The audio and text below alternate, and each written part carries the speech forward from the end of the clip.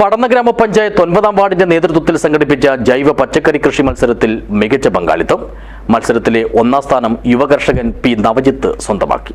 This news sponsored by ഉയർന്ന ഗുണനിലവാരം, തികഞ്ഞ വിശ്വസ്തത, ജനതാ പാൽ. കാർഷിക സന്ദേശവും സംസ്കാരവും യുവതലമുറയിലേക്ക് പകർന്നു നൽകുക, ഭക്ഷ്യസുരക്ഷ ഉറപ്പുവരുത്തുക എന്നീ ലക്ഷ്യങ്ങളോടെയാണ് പടന്ന ഗ്രാമപഞ്ചായത്തിലെ 9ാം വാർഡിന്റെ നേതൃത്വത്തിൽ കൃഷി സമൃദ്ധി ജൈവ പച്ചക്കറി കൃഷി മത്സരം സംഘടിപ്പിച്ചത്.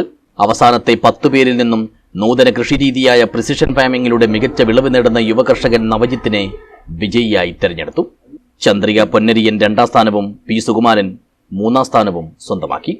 സിനിമാ നടൻ കൂടിയായ വാർഡ് മെമ്പർ പി കുഞ്ഞികൃഷ്ണൻ മാസ്റ്ററാണ് മത്സരത്തിന് നേതൃത്വം നൽകിയത്.